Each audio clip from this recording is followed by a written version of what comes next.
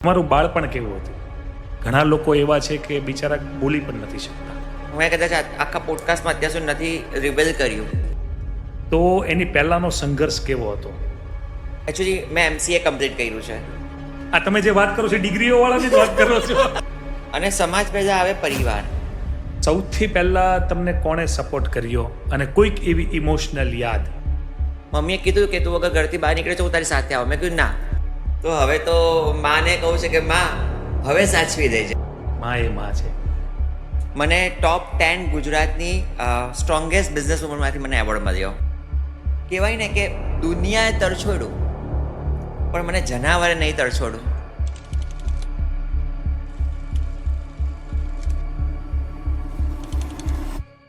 હિજરા is a Urdu word. તમારા સાથે દુનિયામાં, પરિવારમાં, સમાજમાં રહે છે ને રહેવા માંગે છે એની વાત છે. પણ અમે ન્યૂઝ પણ વાંચ્યા છે, ઘણા લોકો તો બિચારા નાની ઉંમરે સુસાઇડ કરી લે છે. તમે યુનિવર્સમાં કદાચ ઇન્ફિનિટ નામનું તમે સિમ્બોલ જોયું હશે. આમ ફેમિલીને કન્વિન્સ કરવું ટફ હતું કે સોસાયટી?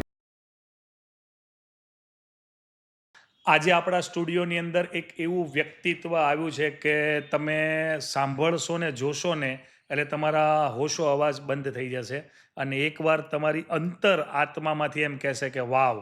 કારણ કે પોતે બિઝનેસ કરે છે છેલ્લા 10 વર્ષથી અને સમાજ અને સોસાયટીની અંદર એક આગવું નામ ધરાવેલું છે. એમની સાથે આજે પોડકાસ્ટ છે ને હું પોતે પણ ખુદને એટલો એવું સમજું છું કે મારા સ્ટુડિયોની અંદર આટલા મોટા હસ્તીને આવવું એટલે એમને ઘણા બધા પોડકાસ્ટો કર્યા છે, ઘણી બધી ચેનલોની અંદર એમના ઇન્ટરવ્યૂઝ આવ્યા હશે, એટલે એમનું ઇન્ટ્રોડક્શન તો તમે આપો ને એટલું ઓછું છે. પણ છતાં પણ આજે આપણે પોડકાસ્ટની અંદર વધારે સમજીશું ને વધારે જાણીશું કે જેનાથી સોસાયટીને સમાજને એક સારા મેસેજીસ મળે અને મદદરૂપ થાય. કારણ કે એમનું કામ છે ને બહુ જ સરળ અને બહુ જ સારું છે. એટલે સ્પેશિયલી હું એમનો ઇન્ટ્રો એમને જ કહીશ કે તમે જ તે તમારા શબ્દોથી તમારો ઇન્ટ્રોડક્શન આપજો પ્લીઝ. જી, જય માતાજી બધાને. અને ફર્સ્ટ ઓફ ઓલ હું પોતે રાજવી જાન, જે તમને ઓળખતા જ હશો, ગુજરાતની first transgender business woman plus influencer, entrepreneur and ગુજરાતની first transgender brand ambassador model, જે લક્ઝરી જૂતીઝની મોડેલ બની છે. એન્ડ આફ્ટર ધેટ લાઈક બિઝનેસમાં જમ્પ થયા પછી એક કહીને કે મને ટોપ 10 ગુજરાતની સ્ટ્રોંગેસ્ટ બિઝનેસ વુમનમાંથી મને એવોર્ડ મળ્યો. ગ્રેટ. તમારું બાળપણ કેવું હતું? બાળપણની આપણે વાત કરીએ તો ફર્સ્ટ ઓફ ઓલ મારું ઇન્ટ્રોડક્શન મારું બાળપણનું આપું તો મારું ઓરિજિનલ નેમ છે ચિતેયુ, અને જેનો બહુ ડીપ મિનિંગ છે. ચિત્ત વત્તા આયુ, જેનું ચિત્ત આયુષ્ય વધારવામાં લાગેલું છે તેને કહેવાય ચિત્ત વત્તા આયુ, ચિતેયુ. એટલે કે જેનું કંઈ બી ફોકસ છે એના ગોલ્સ ઉપર છે, એને એનું મન એના ગોલના ફોકસ ઉપર છે કે હા એ કરશે, લાઈક ત્યાં એનું એ પૂરું થશે. તો એ પપ્પા મમ્મીએ રાખ્યું. એન્ડ આ એક યુનિક નેમ છે એન્ડ આ યુનિસેક્સ નેમ કહી શકાય કે જે મેલ ફિમેલ બંનેમાં આવે. તો કે કુદરતને બી એ જ રાજી હતું કે ભાઈ મેલ અને ફિમેલનું કોમ્બિનેશન નામ મને જન્મથી મળ્યું.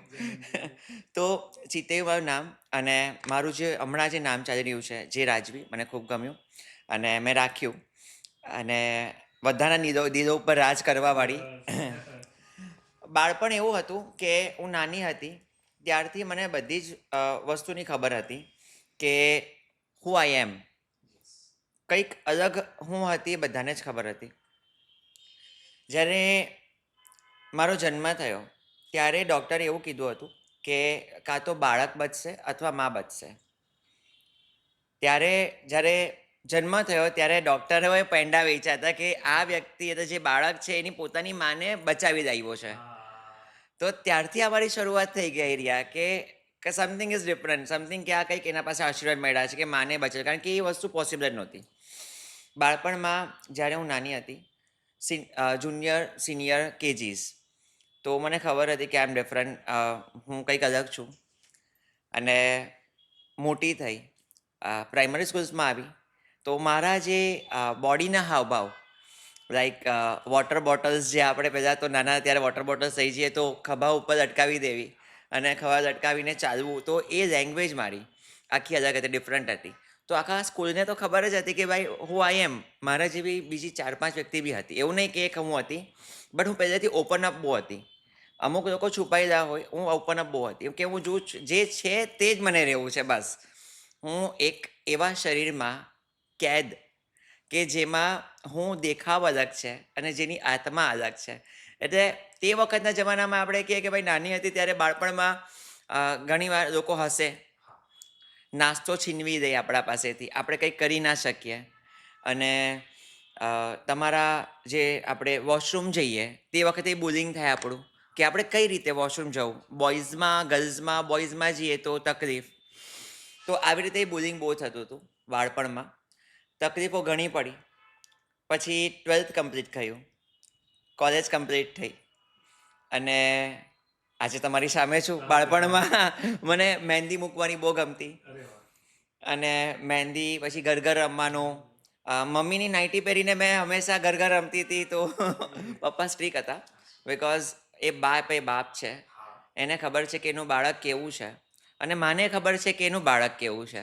માની મમતા તો અનેરી જ હોય છે. તો બાળપણની વસ્તુ તો દિવસ એવા હતા કે ના હતા, અને એવા હતા કે જેમાં હું રમી છું, કૂદી છું અને લોકો સાથે અલગ હોવા છતાં બી બાળપણમાં કોઈ જજ નહોતું કરતું. તો કારણ કે બાળપણ હતું ને. બાળપણ હતું. 13 વર્ષની ઉંમરે ખબર પડી કે મારા બોડીમાં ચેન્જીસ થાય છે, હોર્મોનલ ચેન્જીસ થાય છે. નથી નર જેવું રૂપ, નથી નારી જેવું રૂપ. કારણ કે જ્યારે બાળક આવું હોય એટલે એના બોડી લેંગ્વેજ અલગ થઈ જાય, એની ચાલવાની છટા અલગ થતી હોય છે. ત્યારથી પછી સંઘર્ષ ચાલુ થતો હોય છે. પછી અને એ સંઘર્ષ એવો ચાલુ થાય ને કે તમને એમ થાય કે આજના જનરેશનની અંદર બહુ તકલીફદાયક છે. તમે આટલા કૂલ છો ને તમે આટલા સારી રીતે બિઝનેસ કરો છો, ઘણા લોકો એવા છે કે બિચારા બોલી પણ નથી શકતા. યસ. શું કહી શકાય, કારણ કે મારા જેવું બાળક જન્મે તેના તો જન્મથી જ સંઘર્ષ ચાલુ થઈ ગયો હોય છે. પરિવારથી, પછી મિત્રોથી, સ્કૂલથી, કોલેજથી અને સાથે પછી આપણે બિઝનેસ અને જોબથી. બાળપણ મારું સારું રહ્યું, કારણ કે મિત્રો સાથે આપણે ફ્રેન્ડશિપ્સ કરવી, જેમ કે છોકરીઓ સાથે મારું વધારે બનતું છોકરાઓ કરતાં, એટલે છોકરીઓ સાથે રમત કરવી. મને કબડ્ડી રમવી વધારે ગમે, પછી બેડમિન્ટન રમવાનું વધારે ગમે. છોકરાઓને વોલીબોલ ગમે, મને અલગ હતું. સ્કૂલમાં બુલિંગ બહુ બધું થયું. ઘણી બધી ઉપનામોથી બોલાવવામાં આવતા હતા, અલગ.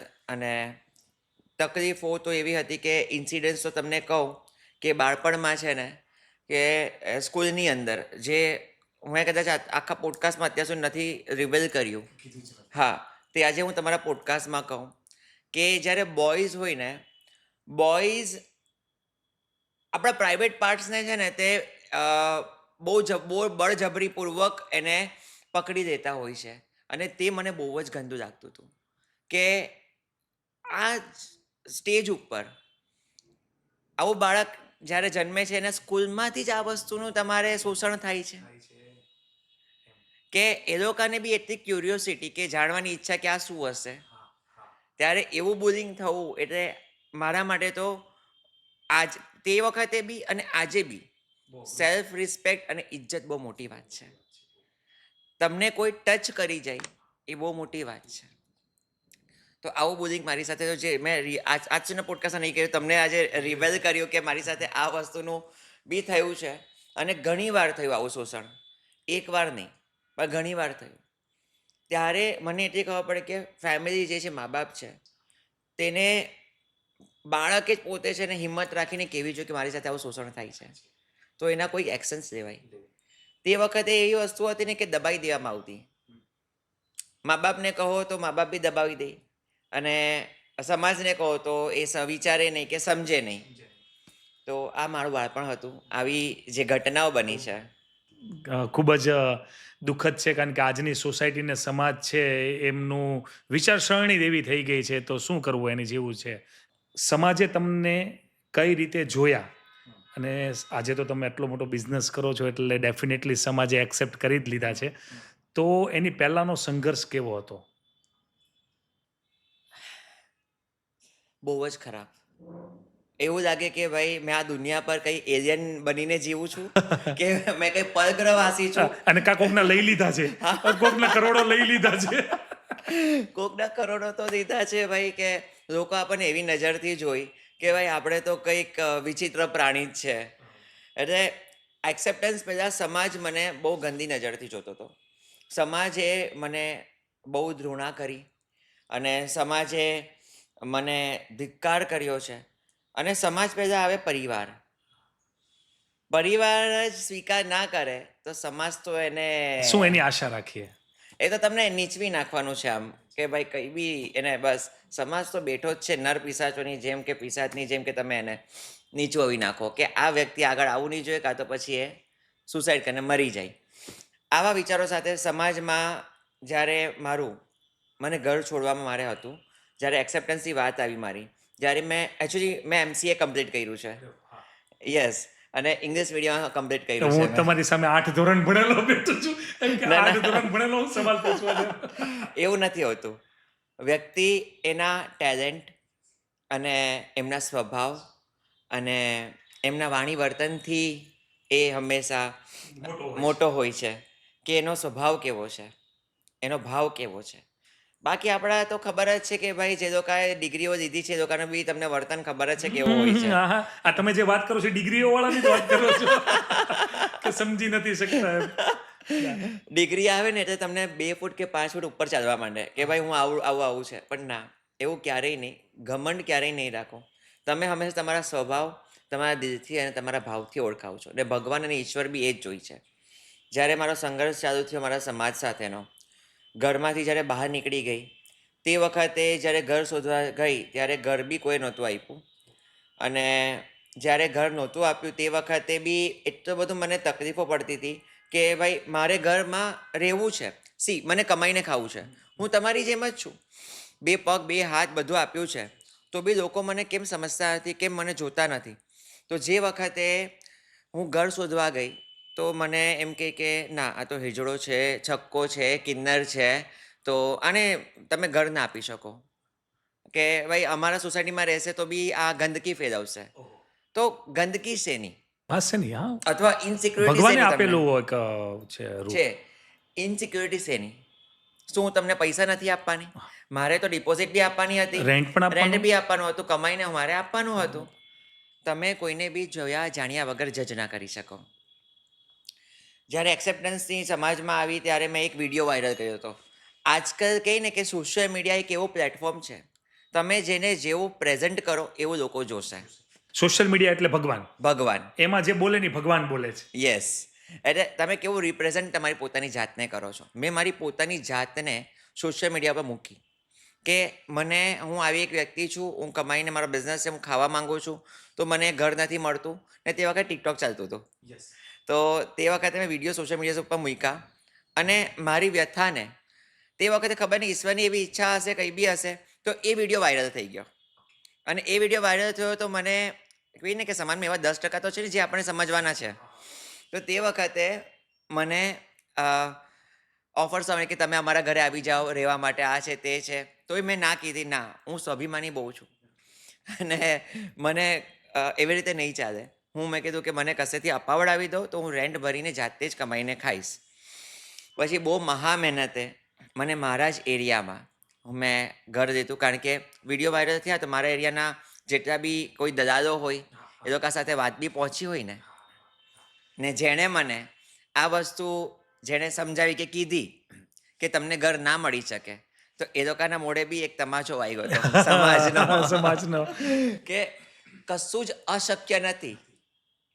તમે બોલો અને તમે સમજાવો તો સમાજની 10% એવી જે પીપલ છે જે તમને સમજશે અને તમારો સાથ આપશે.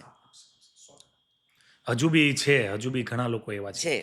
તો તે વખતે મને ઘર મળ્યું. લોકડાઉન આવ્યું તો લોકડાઉનમાં પાછો લોસ ગયો અને સંઘર્ષ ચાલી રહ્યું. તે વખતે પાછું હું ડાઉન થઈ ગઈ હતી કે મારી પેટ શોપ હતી. મેં 2015માં ચાલુ કરી હતી પેટ શોપ. ઓકે, પહેલા તમારે પેટ શોપ હતી. યસ.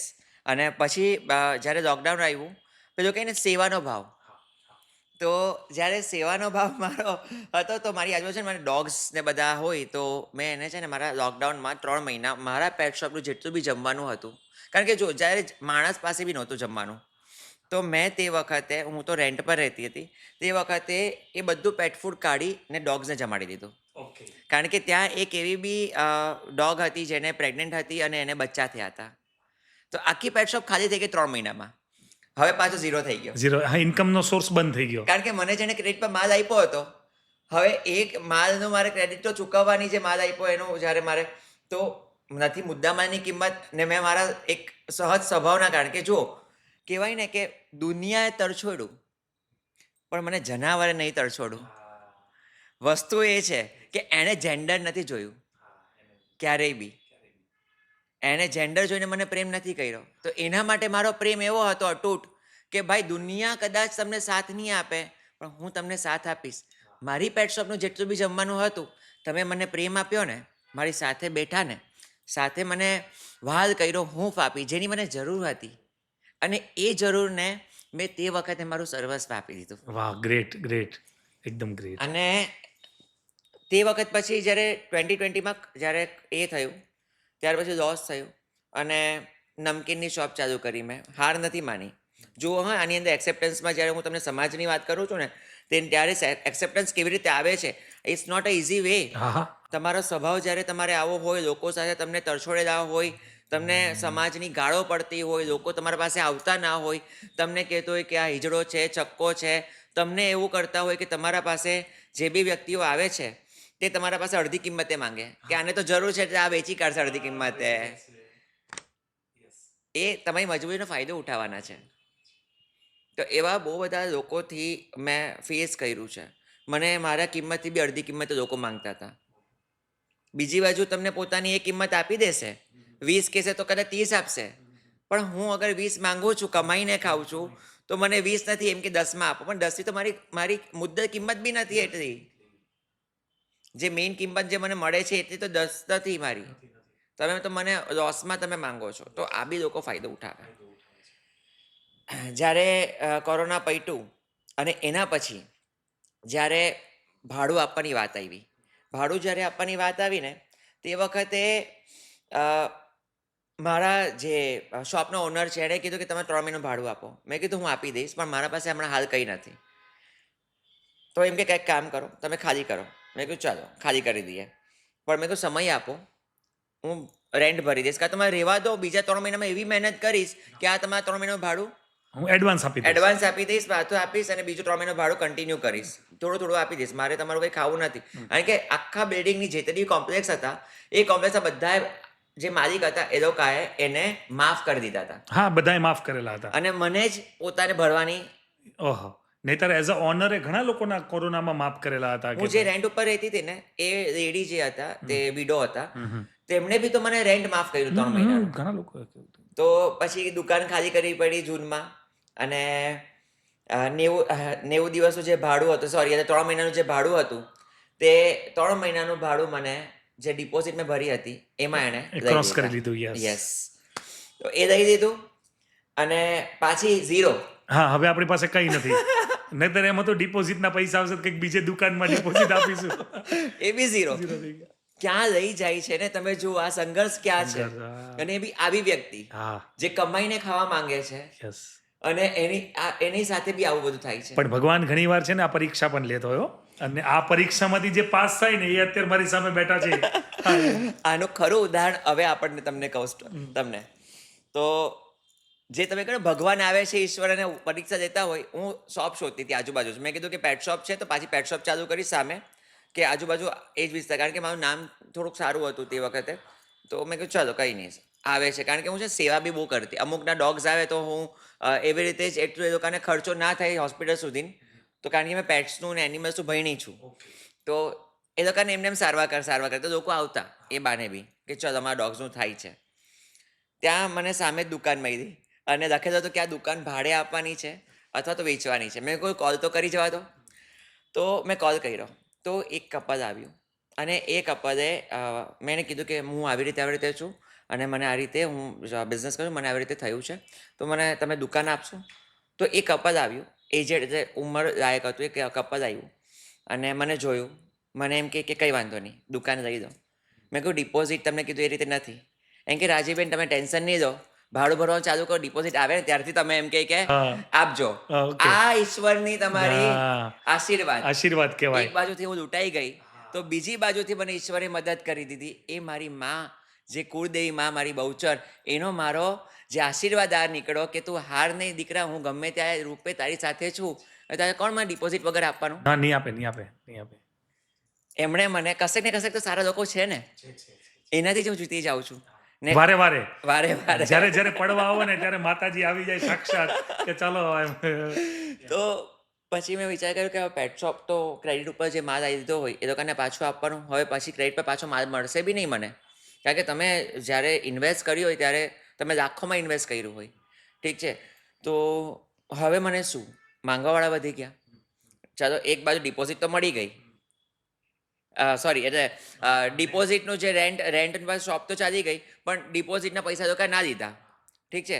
તો ડિપોઝિટના પૈસા નહીં દીધા, પણ હવે મારે ચલાવવાનું છે, મારું ઘર ચલાવવાનું છે, મારે ભાડું કરવાનું છે, પ્રોડક્ટ લેવાની product માલ લેવાની. ભરાવાનો યસ. તો એના માટે પાછો વિચાર કર્યો.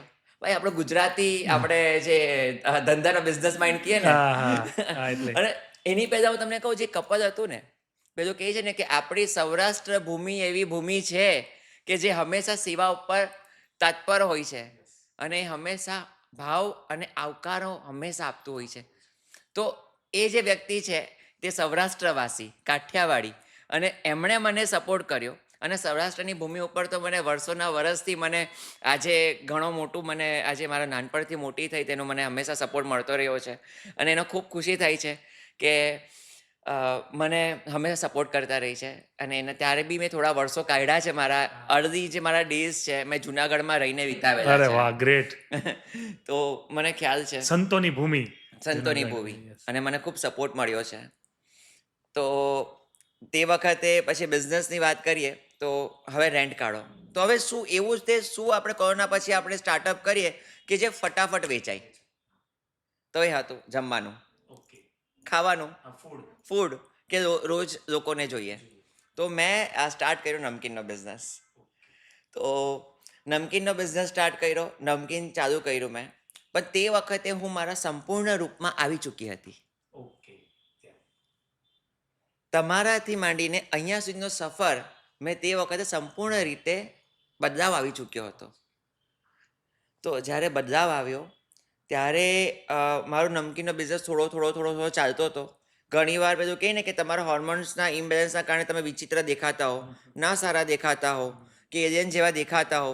તો તે વખતે મને લોકો આવતા પણ ગભરાઈને આવે, કારણ કે જમવાનું છે તો બધા જ આવે. પેટ શોપ કેવું હતું કે ભાઈ લિમિટેડ પબ્લિક આવે, લક્ઝરી વસ્તુ છે રહ્યા, તો લિમિટેડ આવવાનું. પહેલું તો બધું જ વ્યક્તિ આવવાના, નાના મોટા તો આવતા અચકાતા હતા. અને તે વખતે પાછું મને ધીરે ધીરે નો પ્રોફિટ નો લોસ, નો પ્રોફિટ નો લોસ એવી રીતના બિઝનેસ ચાલતો હતો. તે વખતે પોપટભાઈ ફાઉન્ડેશન કરીને એક ફાઉન્ડેશન આવી હતી, અને તેમણે મને, પોપટભાઈએ મને એમણે જોયું કે કશેક ને કશેક આ વ્યક્તિ સંઘર્ષ કરે છે, આવી વ્યક્તિ સંઘર્ષ કરે છે. તમારા જેવા જે ભાઈઓ છે એ એમના સપોર્ટથી જ આજે હું આગળ છું. જી એમણે, પોપટભાઈએ મને વાત કરી. અને એ બી પોપટભાઈને કોણે કોલ કર્યો હતો? મારી મમ્મીએ, કે મારી દીકરી અલગ રહે છે અને એ કશે ને કશે સંઘર્ષ કરે છે, તો કદાચ તમે એમનું એ લઈ શકો, તો તેને કદાચ કંઈ સપોર્ટ મળી જાય. કારણ કે એમણે પપ્પા જોડે રહેવાનું હતું.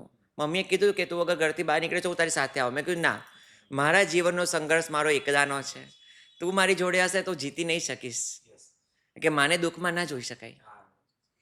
તો મેં કીધું તું અહીંયા જ રહે, હું એક દિવસ એવો જ આપીશ કે ત્યારે તમને મારા ઉપર પ્રાઉડ ફીલ થશે અને તમે મારા નામે ઓળખાશો. કારણ કે પપ્પાએ જ્યારે કાઢ્યું ત્યારે એમને એવું હતું કે ભાઈ તું ધરતી ઉપર બોજ છે. કારણ કે આજે લોકોને બે જ જેન્ડર દેખાય છે ભારતમાં, પુરુષ અને સ્ત્રી. હું ધરતી ઉપર બોજ કઈ રીતે? કારણ કે હું વંશ નથી પેદા કરી શકતી. મારું જીવન વ્યર્થ એટલા માટે છે કે હું છોકરા નથી જન્મ આપી શકતી. તો શું ખાલી જન્મ આપવા માટે જ તમારો વંશ આગળ માટે જ તમારું જીવન છે? તો તમારા વ્યર્થ જીવનને સાર્થક બનાવવા માટે મેં આ બેડો ચાલુ કર્યો કે માને કીધું કે એક દિવસ તો પ્રાઉડ ફીલ થશે પપ્પાને કે ફેમિલીને કે તમે આ વ્યર્થ બાળકને તમે ક્યારેય વ્યર્થ નથી સમજો ના સમજો અને તેને હંમેશા જીવન સાર્થક ને આજે લોકોનું હજારો માણસોનું લાખો માણસોનું ઇન્સ્પિરેશન બનીને હું અહીંયા ઉભરી. હા, ગ્રેટ ગ્રેટ. તો ચાલુ કર્યો, પોપટભાઈ ફાઉન્ડેશન આવ્યું. એટ ધી પોઈન્ટ એમણે મને ઇન્ટરવ્યૂ દીધો અને એ ઇન્ટરવ્યૂ બી જ્યારે મેં મારી વ્યથા કીધી તો એ વ્યથા પાછી કહીને સોશિયલ મીડિયા પાવર, તો એ સોશિયલ મીડિયા પાવરથી મારી જે અંદરની જે આત્મા જે હું અંદરથી જે નીકળે છે મારી વાણી, એ વાણીથી પાછા એ વિડીયો બહુ ખૂબ વાયરલ થયો અને બધી જ બાજુથી મને મદદો મળવા માંડી, બ્લેસિંગ્સ આવી, મદદો મળી અને એ જ પોપટભાઈ ફાઉન્ડેશનથી મને ડિપોઝિટના પૈસા મળ્યા. ઓન સ્ક્રીન હું જૂઠું નહીં બોલું, બટ મને એમણે ડિપોઝિટના પૈસા કરી આપ્યા, મને થોડો માલ ભરાવી આપ્યો અને એમણે પછી મને એવું કીધું કે રાજીબેન તમને હજી કંઈ જરૂર હોય ને તો જાણ કરજો, મારી અને મારી ટીમ, હું અને મારી ટીમ હંમેશા તમારા માટે સેવામાં હાજર છીએ. એમના પછી કન્ટિન્યુ એમણે મારી સાથે કોન્ટેક્ટમાં હતા કે તમને હજી કંઈ જરૂર છે. તો આ માણસ છે અને આને કહેવાય વ્યક્તિ કે એને ના મારું જેન્ડર જોયું અને એમણે મને સપોર્ટ કર્યો. ત્યાર પછી જે મને ફેમ મળ્યું વધારે, કારણ કે ઓલરેડી એક બે વિડીયો મારા વાયરલ થઈ ચૂક્યા હતા પેટ શોપના પહેલાં જ્યારે મને ઘર મળવાનું તે વખતે, અને પછી પોપટભાઈ ફાઉન્ડેશનથી અહીં ધીરે ધીરે ધીરે નમકીનના શોપ ચાલુ કરી અને નમકીનમાં શોપમાં મારે નો પ્રોફિટ નો લોસનો બિઝનેસ થતો હતો, પણ તે દરમિયાન મેં 30 જેટલી મહિલાઓને આત્મનિર્ભર કરાવી. યસ. અને ત્યાર પછી એના માટે, કારણ કે બિઝનેસ કરવો ને, જે કોઈના પતિ નથી કોરોના પછી કે પછી કંઈ એવું નથી, તો તે વખતે ભાઈ ધીરે ધીરે લોકોને ખબર પડે કે ભાઈ આ વ્યક્તિ એવી છે કે જે સંઘર્ષ કરે છે. લોકોને મેં પોઝિટિવ વેથી આગળ આવી રિપ્રેઝન્ટ, તમને ખબર જ છે કે ભાઈ હું જે છું એ છું ને એ લોકોને બતાવ્યું અને લોકોનું ત્યારે એક્સેપ્ટન્સ આવ્યું કે જ્યારે અમે આટલા વર્ષથી જેને ખોટું સમજી રહ્યા હતા, આ ખોટી વ્યક્તિ નથી, પણ કેટલા વર્ષ નીકળી ગયા? 10 વર્ષ. મારો એક દસકો નીકળી ગયો ખાલી સમજાવવામાં, ખાલી એક જેન્ડર સમજાવવામાં અને લોકોના મગજમાં અને સમાજમાં જગ્યા લેવા માટે, એમ લોકોના મગજમાં ઉતારવા માટે ઘણું ઘણું સંઘર્ષ કહેવાય. હવે સૌથી પહેલા તમને કોણે સપોર્ટ કર્યો અને કોઈક એવી ઇમોશનલ યાદ?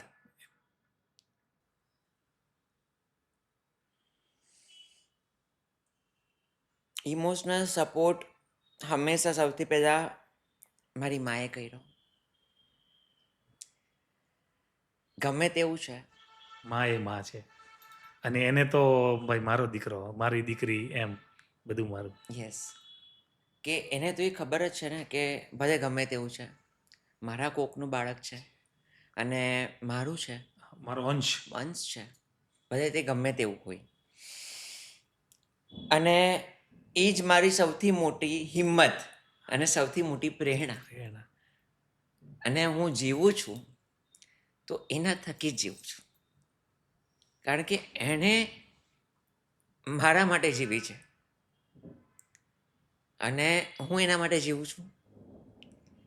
તો એને ખબર હતી કે મારો બાળક આવું છે, એનો જીવ મારામાં, કે સમાજ ટીશો. અગર હું આ બાળકને સાથે હું એને સંઘર્ષ નહીં કરીશ કે એને સાથે નહીં રાખીશ, ઇમોશનલ ટચ નહીં આપીશ, તો આ સમાજ એને ખાઈ જશે, જીવવાની નહીં. દે. Yes yes. મારી હિંમત અને પ્રેરણા બનીને એ જ રહી છે. અને સોરી, થોડી વાર થઈ જાય એવું. આપે છે ને, આવે છે. સાચું બોલવું હોય ને એટલે આંસુ ઓટોમેટિક આવે, એની પર તો કોઈનો રોક નથી ને, એવું છે. અને માને યાદ કરો ને આંસુ ન આવે એવું તો કઈ રીતે બની શકે? એને જેવું છે. તો બી એ મારા માટે જાગતી હોય, બારી પાસે બેઠી હોય કે આ આવી કે નહીં આવી, કારણ કે એને ખબર છે કે મારું બાળક દુનિયાથી અલગ છે. આટલું ફેમ મળ્યા પછી બી એને કોઈ કંઈક કરી શકે છે, કારણ કે અલગ દેખાવું અને યુનિક દેખાવું, it's a very big thing. કારણ કે અમારા જેવા વ્યક્તિઓને તો પહેલાં લોકો નિશાન અને ટાર્ગેટ બનાવશે, ભલે આપણી ગમે તેવી ફેમ થઈ, રાત્રે 2 વાગે નીકળવા માટે આપણે સુરત તો બહુ સેફ છે, બટ તો બી બીજા આપણે જુઓ સિટીઝ છે એમાં તમે જુઓ કે ઘણા લોકો ટાર્ગેટ બનાવે છે. ટાર્ગેટ બનાવે. દિલ્હી જોઈ દો દિલ્હીનો કે જેમાં ગર્લ્સ અને લેડીઝ સેફ નથી, પણ આપણું સુરત બહુ સેફ છે. એ બાને ખરેખર હેડ્સ ઓફ છે કે જેણે એટલું સેફ આપણા જે ગુજરાતની સરકાર છે, અને આપણા લોકો બી એટલા સમજદાર છે. પણ માં અને માએ હંમેશા મને પ્રેરણા આપી અને હિંમત આપી, ઇમોશનલ ટચ આપ્યું. આજે બી એ વ્યક્તિ મારા માટે બસ મારા માટે જ જીવે છે. એનું હજી બી મને મારા ફ્યુચર માટે એને ઘણું ટેન્શન છે કે અમારા ગયા પછી તારું કોણ. પૈસો જ બધું નથી હોતું, પણ કહે ને કે આજે તારા પાસે કંઈ નથી, હું કહું છું કે તું ટેન્શન ના લે, હું કરી દઈશ. અત્યારથી આ તો ઈશ્વરે વિચાર્યું છે મારા માટે ને મને એને અહીંયા જન્મ આપ્યો છે ને મેં જો અગર આત્મહત્યા નથી કરી અને ભગવાન જોઈ છે કે મેં હિંમત નથી હારી, તો અત્યાર સુધી એને જે મને સાચવી દીધી હોય ઈશ્વરે, માતાજીએ, તો પછી બી તો સાચવી જ પછી રહેશે. માતાજી જ ધ્યાન આપશે. હા, તો પણ અને મમ્મીને એવું થાય કે માં હોય એને તો થોડીક ચિંતા રહે ને કે લોકો કરતા અલગ છો, એટલે કે કોણ તમારું આ તે. કાલે ઉઠીને આજે તો આપણી ઉપર આશરો છે મા બાપનો, કાલે ઉઠીને આશરો મા બાપનો હટી જાય પછી શું એમ. પછી શું? એ જ સવાલના ઘણીવાર માને ચિંતિત કરતો હોય છે, અને એવું નહીં ચિંતિત કરતો, મને બી ઘણીવાર ચિંતિત કરતો હોય છે કે એના તમને પછી સપોર્ટિંગ રોલ હોય તો એમ કે ત્યારે તો શું. પણ ભગવાન છે ને, માતાજી છે. હા, એના ઉપર હંમેશા મને વિશ્વાસ રહ્યો છે અને એણે મને સાચવી અત્યાર સુધી. તો હવે તો માને કહું છે કે માં હવે સાચવી દેજે. હવે સાવ વધારે નથી કાંઈ રહ્યું, થોડુંક જ બાકી રહ્યું છે. જીવવું છે કેટલું હવે, એટલે જીવવું છે.